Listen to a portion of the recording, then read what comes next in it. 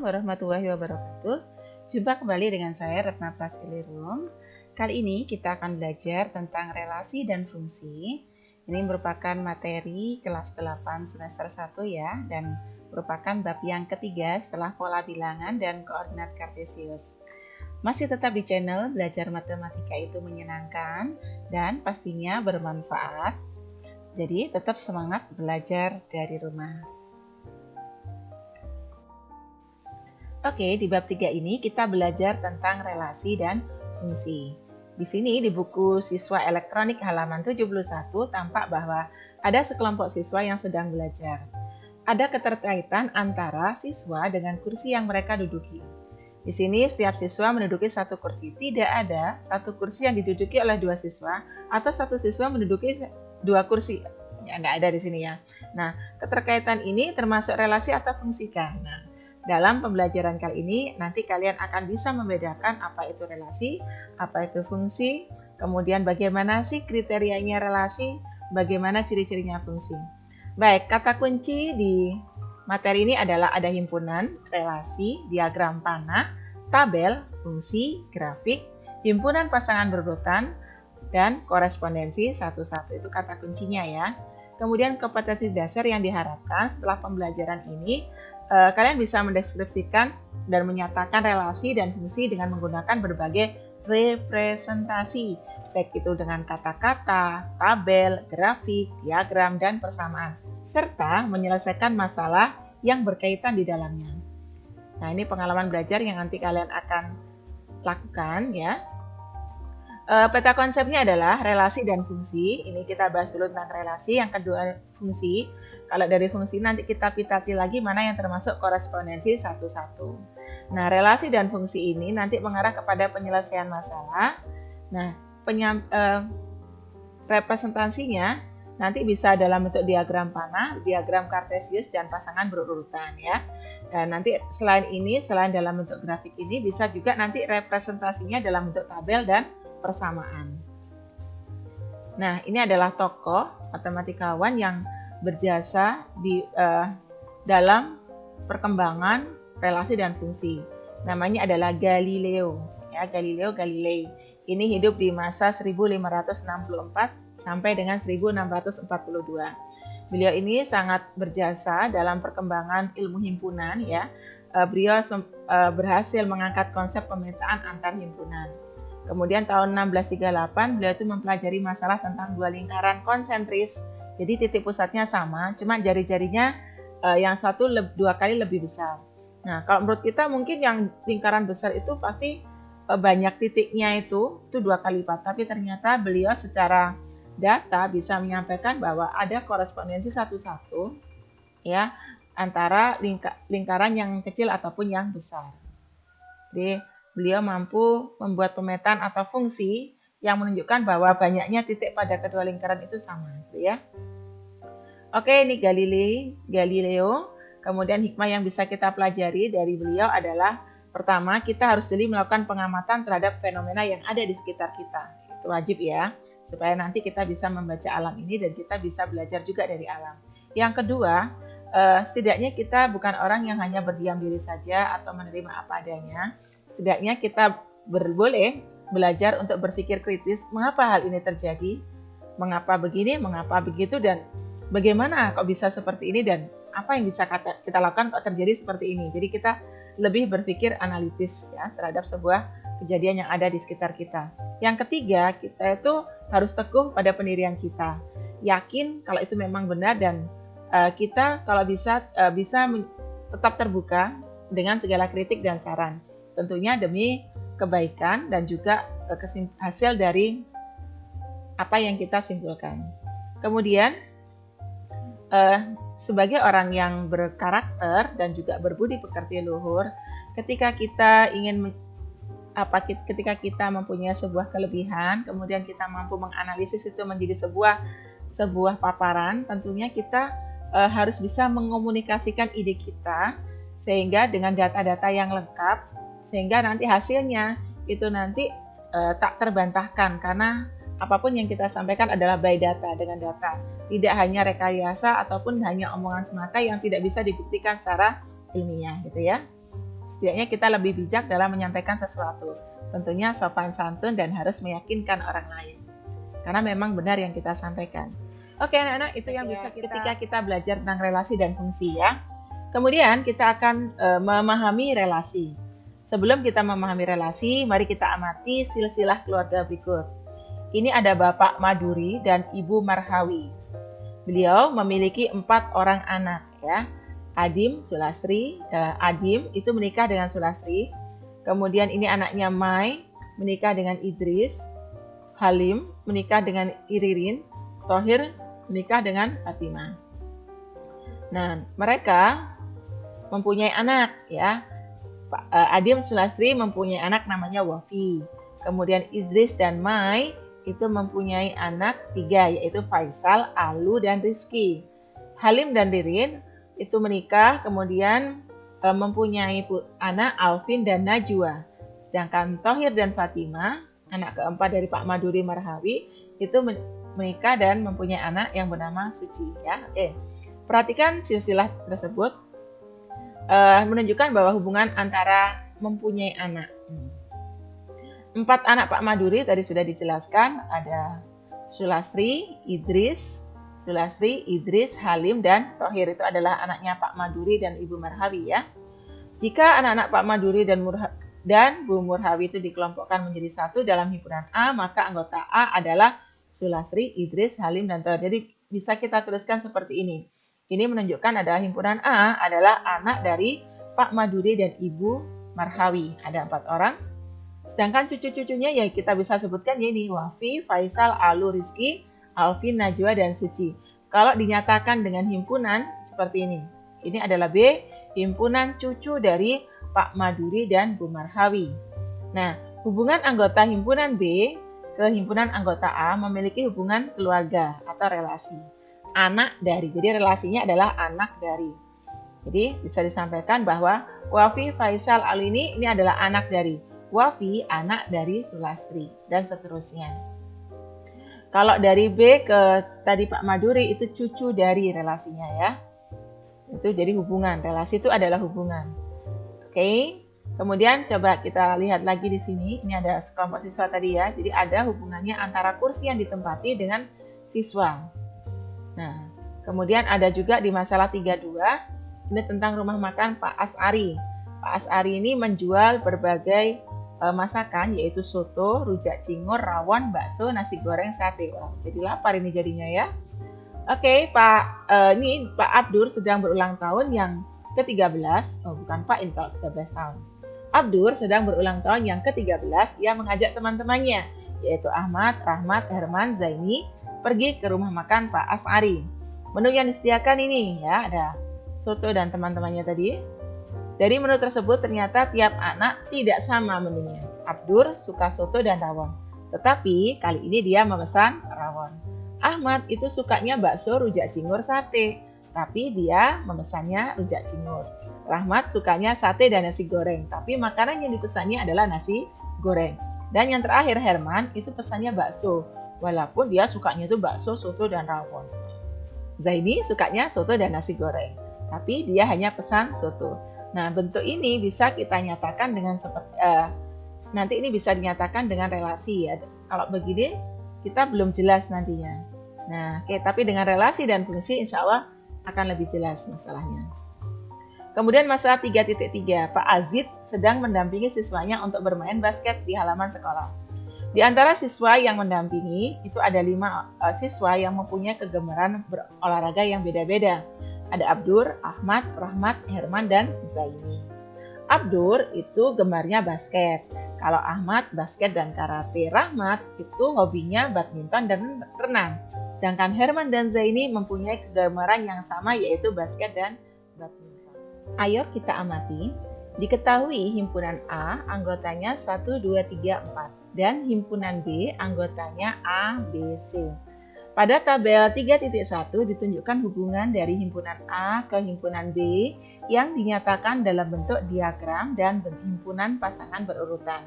Kedua himpunan itu merupakan relasi. Jadi kalau kita amati di sini ada 2 himpunan yaitu A ke B.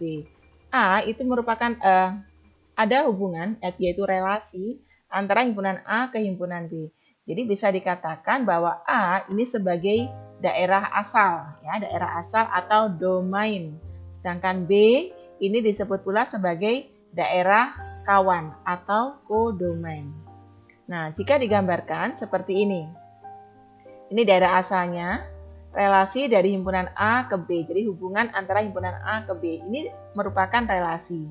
Jika dinyatakan diagram panah seperti ini, kalau dinyatakan dengan himpunan pasangan berurutan, di sini kita perhatikan 1, A, 2, A, 3, A, 4, A.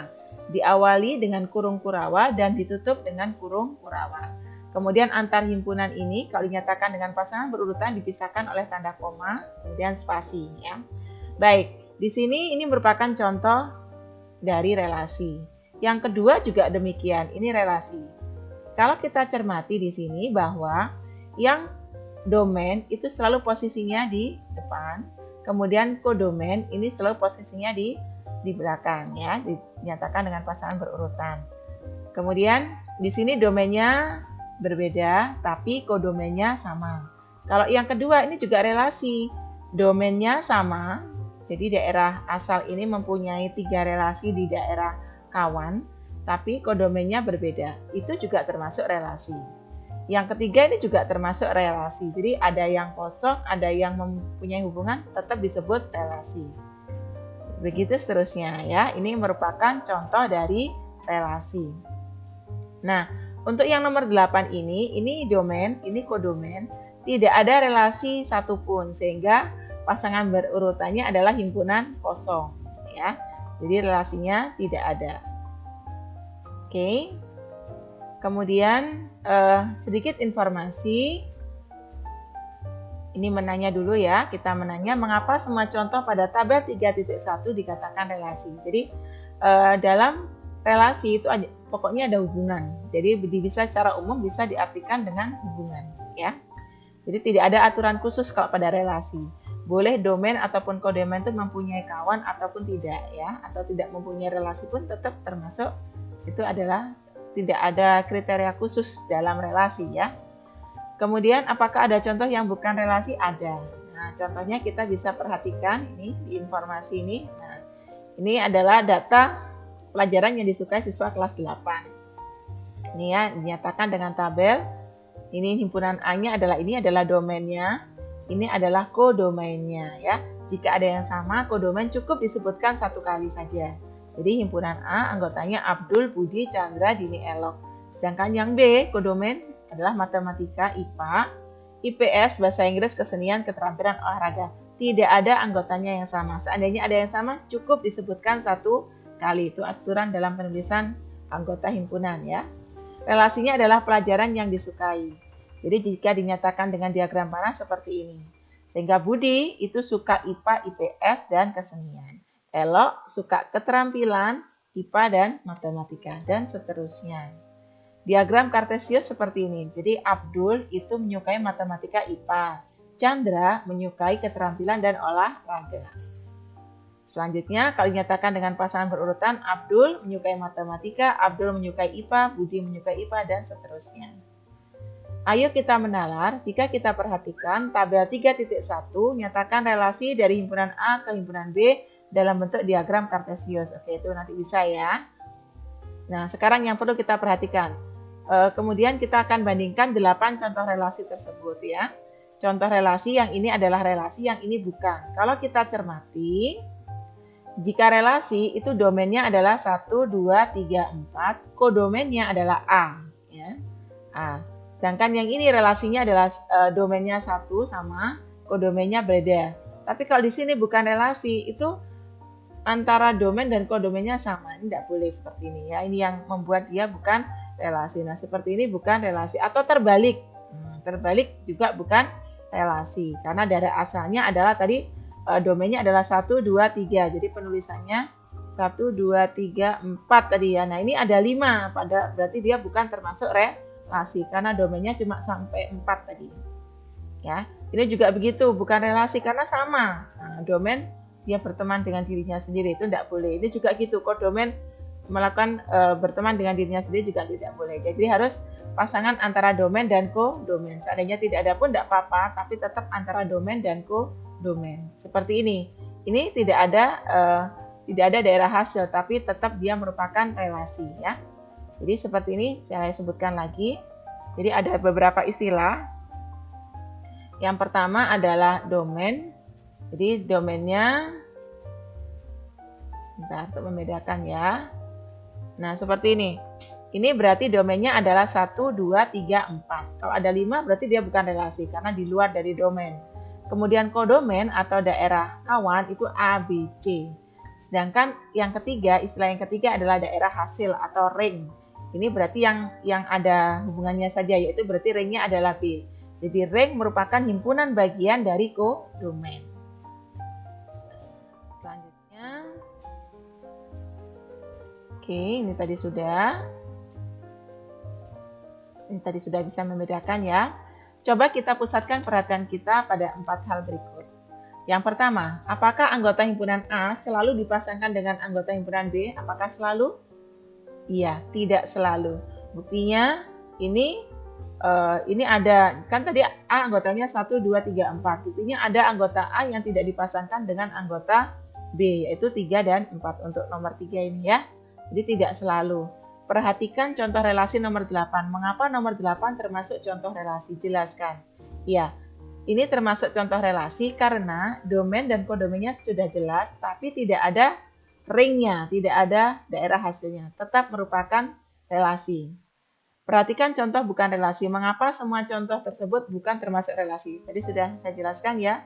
Karena yang ini tadi ada kodomain yang berteman dengan dirinya sendiri, itu tidak boleh. Jadi kodomain melakukan relasi hubungan dengan dirinya sendiri, tidak boleh. Atau ini, 5 itu tidak ada karena domainnya hanya sampai 4. Dia tidak terdaftar dalam domain. Ini juga bukan relasi. Atau domain berteman dengan dirinya sendiri, tidak boleh ya. Itu yang menunjukkan dia bukan relasi. Jadi relasi itu hubungan antara domain dan kodomain. Simpulkan apa yang dimaksud dengan relasi. Relasi adalah hubungan. Oke, relasi adalah hubungan. Jadi coba kita perhatikan di sini supaya lebih jelas lagi ya.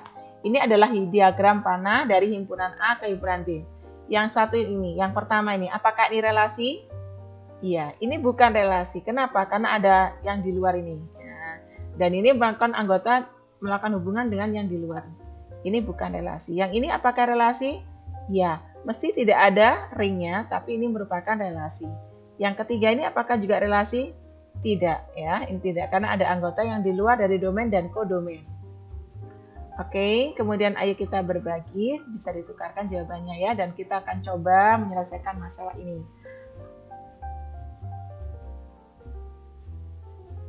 Oke, ini relasinya.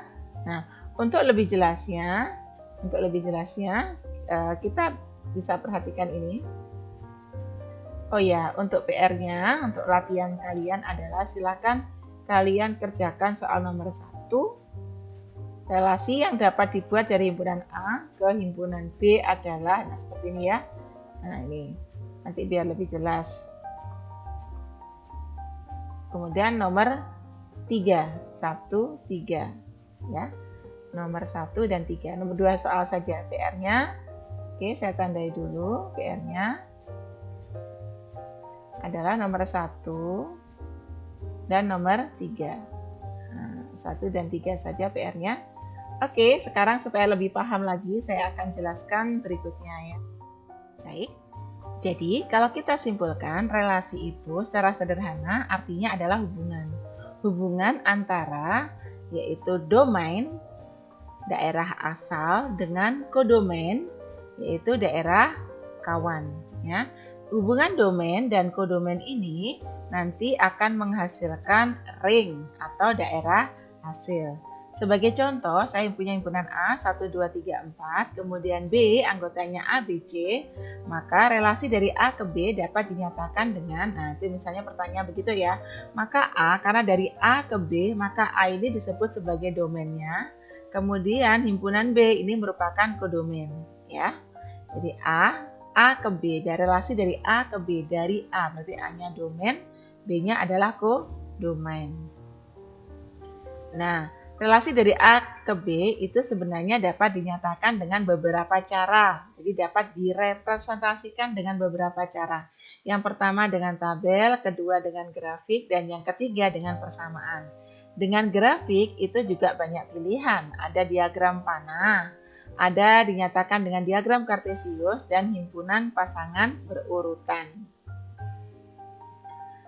Selanjutnya untuk contoh, relasi.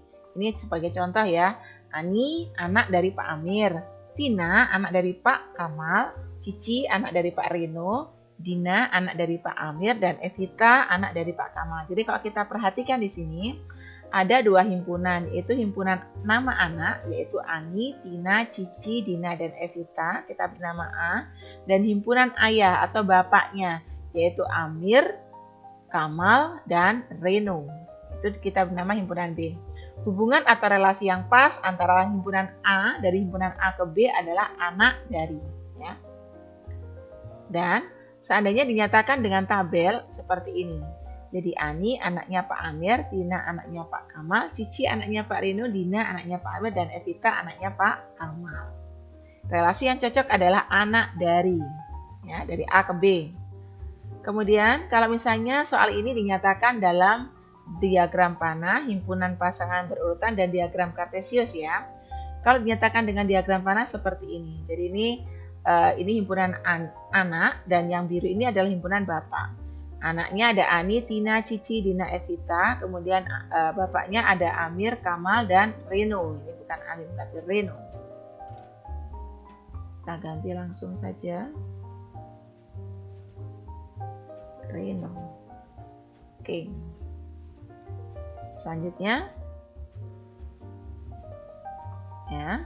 Jadi kemudian dari sini maka Ani kita bisa buat hubungannya Ani anak Pak Amir, kemudian Tina anak Pak Kamal, Dina itu juga anak Pak Amir, Cici anak Pak Rino, dan Evita anaknya Pak Kamal. Jadi inilah diagram panahnya dari relasi ini ya. Kemudian bagaimana kalau dinyatakan dengan himpunan pasangan berurutan? Contoh ini, karena himpunan maka di awal dan di akhir selalu diberi kurung kurawal, buka dan tutup. Ini terus kemudian Ani ada kurung biasa Ani, Amir. Maksudnya Ani anaknya Pak Amir, Dina anaknya Pak Kamal, Cici anaknya Pak Rino, Dina anaknya Pak Amir, Evita anaknya Pak Kamal. Di sini setiap ini pemisahnya adalah tanda koma. Setelah koma diberi spasi ya. Kemudian kalau dinyatakan dengan diagram kartesius, sumbu X ini merupakan himpunan anak, sumbu Y-nya yang tegak ini adalah bapak ya. Jadi di sini Ani, Tina, Cici, Dina, Evita, kemudian bapaknya ada Amir, Kamal, dan Reno. Yang pertama Ani itu anaknya Pak Amir, maka diberi noktah di sini. Ya, Ani, Amir. Kemudian yang kedua Tina anaknya Pak Kamal, ya. Kemudian yang ketiga Cici anaknya Pak Reno, masih clear lagi. Dan Dina anaknya Pak Amir, Evita anaknya Pak Kamal, ya. Oke.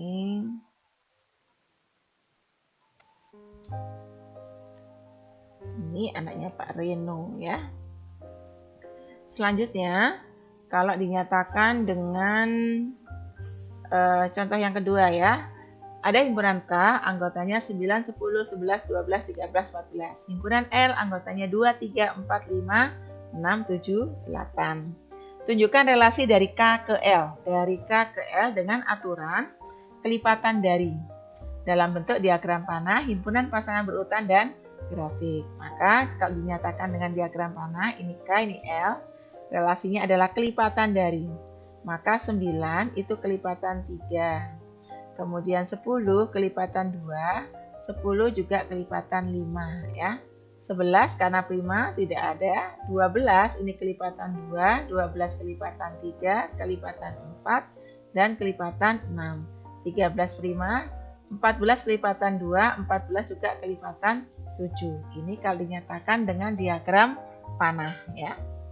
Terus kalau dinyatakan dengan himpunan pasangan berurutan seperti ini. Jadi 9 ini kelipatan 3, 10 kelipatan 2, 10 kelipatan 5, dan seterusnya. Ingat di awal dan di akhir itu diberi tanda kurung kurawal. Kemudian kalau dinyatakan dengan diagram kartesius, ini sumbu X sebagai K, dan sumbu Y sebagai L ya. Kemudian kita 93, lihatnya dari K dulu ya, ini K, L, karena dari K ke L. 93, berarti di sini kita beri nokta. Ini untuk 93, 10, 2, ini 10, 2 di sini berarti. Jadi kita lihat K dulu, baru ke L ya. 10, 5, berarti ini 10, 5, naik. Nah, di sini untuk 10, 5. Selanjutnya 12, 2, terus 12, 3, kemudian 12, 4, dan 12, 6. 13 ada, 14, 2, dan 14, 7. Ini kalau dinyatakan dengan diagram Kartesius ya. Oke. Sekarang contoh yang ketiga. Relasi yang tepat untuk diagram panah berikut adalah, nah kalau seperti ini ada yang per A ya, himpunan dari 1 menjadi 2, 2 ke 4, 3 ke 6, 4 ke 8. Berarti yang cocok relasinya adalah 1 itu setengah dari 2, 2 setengah dari 4, 3 setengah dari 6, 4 setengah dari 8 ya. Kemudian kalau yang B, 2 ke 1, 3 ke 1 ke 2, 4 ke 1, 2, 3. Oh, berarti 2 itu lebihnya dari 1. 3 lebih dari 1, 3 lebih dari 2, 4 lebih dari. Jadi relasi yang cocok adalah lebih dari. Kemudian yang C, 5 ke 20, 6 ke 24, 8 ke 16, kemudian 9 ke 18. Berarti yang cocok relasinya adalah faktor dari 5 faktor dari 20. Ingat, faktor itu adalah pembagi habis ya. 6 faktor dari 24, 8 faktor dari 16, 9 faktor dari 18. Gitu ya. Oke, anak-anak, cukup itu di video kali ini. Insya Allah kita sambung di video selanjutnya. Jangan lupa PR-nya dikerjakan ya. Oke, tetap optimis. Niatkan bismillah, belajarnya hanya karena Allah. Ingat, manjada wajada. Kalau kita tetap semangat, belajarnya karena Allah, ikhtiarnya kita sungguh-sungguh karena Allah, dan niatnya tulus karena Allah, insya Allah pasti tercapai cita-cita kalian. Oke. Alhamdulillahirabbil alamin. Terima kasih atas segala perhatiannya.